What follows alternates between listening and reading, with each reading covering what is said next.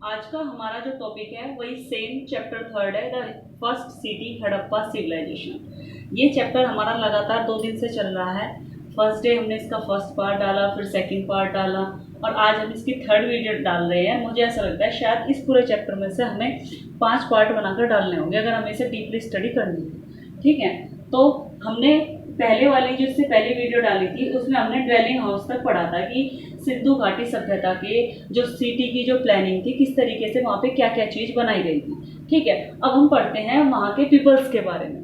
ठीक है, तो सबसे पहले पीपल्स के बारे में हम पढ़ने से पहले वहाँ के सोशल ग्रुप्स के बारे में पढ़ लेते हैं कि जो इंडस वैली सिविलाइजेशन थी वहाँ के लोग कितने सोशल ग्रुप्स में डिवाइडेड थे और कैसे कैसे वो किस तरीके से डिवाइडेड थे और उनके काम क्या क्या थे। ठीक है, तो चलिए देखते हैं इसमें सोशल ग्रुप्स में 3 distinct social classes of the people of the Indus valley civilisation. Indus valley civilisation के जो लोग थे उन्हें 3 अलग अलग सोशल क्लासेस में डिवाइडेड किया गया था ग्रुप्स में।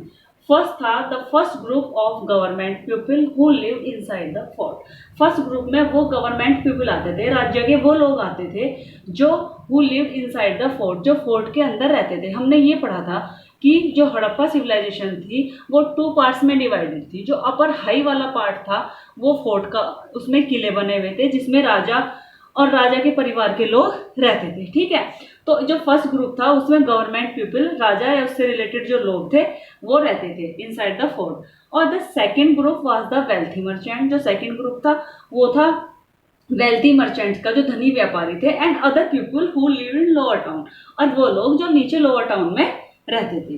ठीक है, the third group was labour. तीसरा ग्रुप था जिसमें लेबर्स आते हैं, labours and people doing other work, और ऐसे व्यक्ति जो दूसरे काम करते थे। को किसी भी आप सिटी में रहते हो तो वहाँ पे हर व्यक्ति का काम अलग अलग होता है। इसमें हमारे श्रमिक लोग आए, उससे अलग बहुत सारे ऐसे लोग होते हैं जैसे मूर्ति बनाने वाले।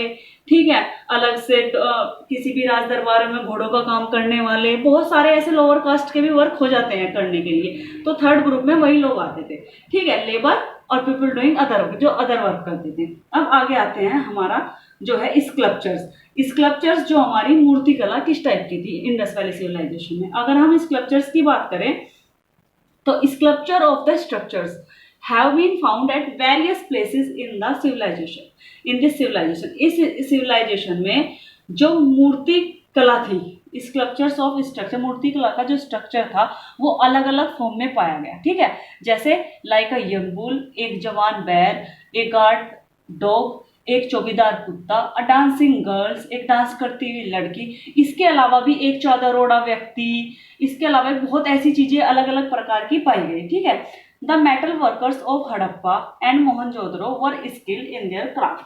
जो लोग यहाँ पे जो धातु कर्मी लोग थे, जो धातु से वस्तुएं बनाने का काम करते थे हड़प्पा और मोहनजोदड़ो सिविलाइजेशन में, वो काफी स्किल्ड थे। मतलब अपने काम में बहुत ज्यादा, एक तरीके से कहते थे बहुत ही स्किल्ड लेबर, बहुत ही अच्छा काम करने वाले ऐसे व्यक्ति थे। ठीक है, नेक्स्ट आता है हमारा पोटेरी, जो बर्तन बनाने का काम करते थे। ठीक है, पोटेरी में हमारे जिस तरीके से बर्तनों को बनाना, या इस पोटेरी आर्ट भी कह सकते हैं आप एक तरीके का, कि अलग अलग शेप्स के बर्तन बनाना। Indus Valley potters knew how to use the wheels. Indus valley civilisation में जो पोटर्स थे, जो कुम्हार थे, वो बहुत अच्छे तरीके से जानते थे कि व्हील्स का जो इस्तेमाल है वो किस तरीके से किया जा सकता है। They use to make pots of different shape. वे अलग अलग शेप के, अलग अलग आकार के बर्तन बनाया करते थे। ठीक है, आगे आता है सील्स। सील्स की अगर हम बात करें तो सील्स होती है मोहरे। किस तरीके की मोहरे जो थी इंडस वैली सिविलाइजेशन के, जो हमें प्रमाण मिले तो उसमें हमें किस तरीके की मोहरे मिली, या फिर हम ये भी कह सकते हैं कि इंडस वैली सिविलाइजेशन में किस तरीके की मोहरे चलती थी उस समय। तो more than 2000 seals have been found in the different place in this civilisation. इस सिविलाइजेशन में अलग अलग प्लेस से लगभग 2000 से भी ज्यादा मोहरे हमें प्राप्त हुई। लाइक क्ले, जो मिट्टी की थी, सॉफ्ट स्टोन, बिल्कुल बहुत ही सॉफ्ट पत्थर की बनी थी, इवोरी हाथी दांत से बनी थी, टेरिकोटा से बनी थी, एंड कॉपर, या फिर कॉपर से बनी हुई बहुत सारी मोहरे, 2000 से भी अधिक हमें इस सिविलाइजेशन में मोहरे प्राप्त हुई। द मोस्ट इंपॉर्टेंट सील्स, इस सिविलाइजेशन की जो सबसे मोस्ट इंपॉर्टेंट सील्स क्या थी, सबसे मोस्ट इंपॉर्टेंट मोहर थी कौन सी, of these that the Pashupati, Lord Pashupati और लॉर्ड शिवा। इस सिविलाइजेशन में जो हमें सबसे इम्पोर्टेंट मोर प्राप्त हुई वो थी भगवान पशुपति और भगवान शिवा की। ठीक है, तो अब के लिए इतना ही। और इसका जो पार्ट 4 डालेंगे हम, उसे भी बिल्कुल ध्यान से समझना है। 5 डालेंगे, अगर 5 निकलता है तो 5 भी 100% डालेंगे।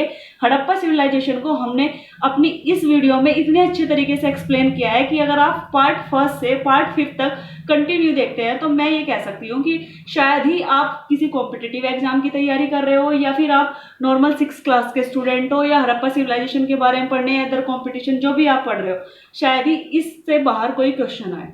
ठीक है, ओके, वीडियो अच्छी लगे तो वीडियो को लाइक करें और चैनल को सब्सक्राइब करें।